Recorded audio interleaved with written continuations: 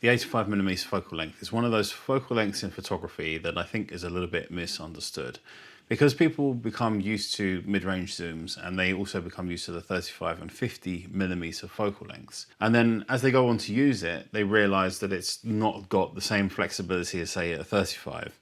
And they find it a little bit hard to use and hard to do things with. And then it gets branded as a specialty portrait lens, which is probably closer to the truth than it being a general purpose lens.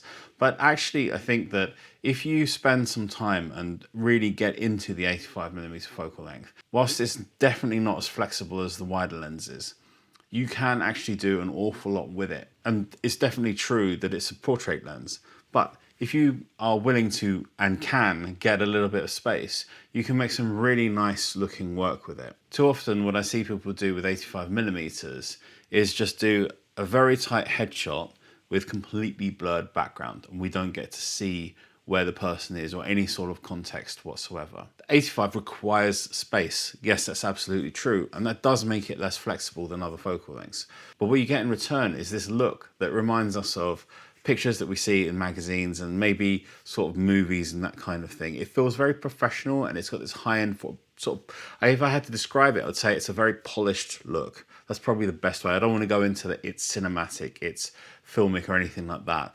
I think a very polished look is probably the best way to describe it. Now, I think that the problem for people comes from that they're standing in the same spot that they would with a 35 or a 50, probably where they would with a 50, or near enough to it. And then they're just putting an 85 on, and yes, they're getting that tighter crop, and they're like, okay, I got a tighter crop. Now I see less than I did before. That's not really what I was after. So the trick to using the 85mm well is to start thinking about what background elements you're going to use and incorporate. Because what happens with people is they just end up cropping it out all the time. But instead, we want to bring in small parts of the background that help us tell a story or help us compose the image, and don't just isolate our subject. When I was shooting weddings, one of the things I would do in the engagement shoots is I would always shoot them on the 85mm lens. You see, people are used to things like phone pictures, even though they've got different lenses on them. Most pictures are around the full frame equivalent of sort of 28mm, so they're the wider ends, and 35 kind of looks a little bit like that. But 85 has that look that's really different, and when people see it, they're like, wow, this looks special.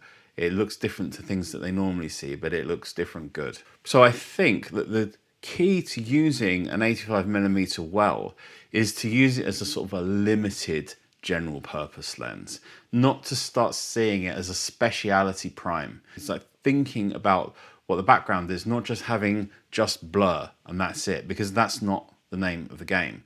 So if we start incorporating our backgrounds and looking at what we're including in our pictures, we can really make the most of the 85mm focal length. You do not need the 1.2s or 1.4 primes when it comes to the 85mm focal length. I really believe that the 1.8s is enough. 1.4 and 1.2 are very nice to have, especially if you start pulling back a bit.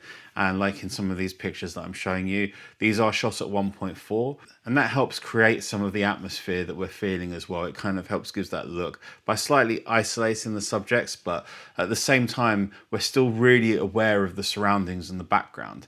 And so by doing this, we're able to create more of a fancy or dream look or something along those lines while still looking like a professional image. But we can get away for most of the things that we do with a 1.8 lens, but you don't always have to be wide open on these prime lenses. I know there's a kind of a saying where if you're going to buy a prime lens, shoot it wide open all the time. And I get that, but I don't think that that's necessarily the best way to think about things, because sometimes we're just making use of the focal length. So when we're photographing people, the thing that the 85 does, which is really nice, is the compression that we get from being that bit further back means that things that are closer to the camera don't suddenly get enlarged and look massive. We get a better perspective, so people's foreheads, for example, don't look oversized, they look smaller and sort of more natural. You can use sometimes the wider angle distortions to your advantage as well on lenses like 35s and 50s, but the 85 gives us a very nice look And if we're using it just for that as well, that's a thing in itself. So we don't always have to think that it's just a blur lens. It's just a lens where we shoot it wide open and blur the background to bits. We can start thinking about using its compression, which means that we're getting this kind of very flattering look, especially when it does come to portraits. Or in some of the other examples I was showing you, where we're using it to bring the background closer to our subjects, so our background appears larger, and that looks far more interesting than it would on a wide angle lens, because on a wider lens it's going to look smaller and further away.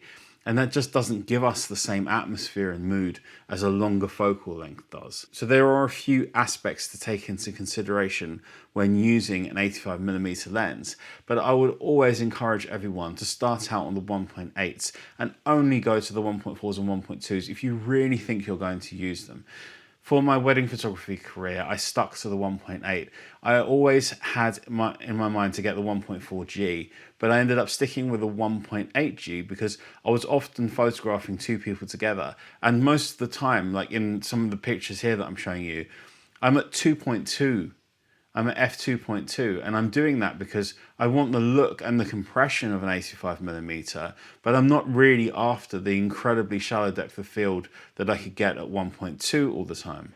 Whereas when it comes to some of the children's photography, then I do want it to be at that shallower depth of field because I'm further away, and I want to create that bokeh in the background that looks really nice, and I'm getting this compression from the lens, which looks really good. For me personally, it's my favourite focal length. When I think about it, I often think it's 50, but realistically it's 85 because of this polished look that it gets. But the 85 probably gives me my favourite pictures. But the way to work with it, if you buy yourself an 85, or if you've got an 85 and it's been sort of sitting on the shelf, is to start working on the backgrounds. It's the backgrounds that you have to think about rather than the subject, because the subject's always going to look nice on an 85, but it's working the positioning and framing more carefully, because with a wider angle lens, one of the things that's easier with it in certain ways is that you're kind of including everything, so it kind of doesn't matter as much. Whereas when you're using an 85, you have to be very selective because the background is going to feature more prominently because there's going to be less in it. Therefore, what you include is going to dramatically make your picture better or worse. And I think that there's sort of nothing worse than just having a blurred background, and the person could literally be anywhere. So imagine with these beach photos here, that all I did was walk up to the couple and take close-up pictures of them with a blurred background. They might make a few nice pictures like that that are worth having, but if I had stopped at that and then not included the background, they could have been anywhere on earth and it wouldn't have made any difference. But including the background in this simplistic compositions that you get with the 85 makes really pretty images. So I always tell people when they ask me about the 85mm focal length, it's background, background, background. That is the key to turning this into a sort of semi-usable general purpose lens, but that's going to make you really pretty images. And it's one of the lenses that I want to get back into shooting as much as possible, as soon as possible, because I really miss using it. Let me know in the comments, do you use an 85? What 85 do you use? Are you using a 1.8 and f2, or a faster one like a 1.4 and a 1.2? And if you're using a faster lens, do you regret buying it? Do you wish you'd stayed with one of the 1.8 or 1.2 type lenses? Would you have preferred that? Would have been a better value for money when it comes down to it? Check out some of my links in the description. I now have a Patreon page which is growing gradually. And as usual, if you enjoyed the video, please give it a thumbs up. It helps the video out. Subscribe if you're new here, and I'll see you guys in the next video. Take care. Bye-bye.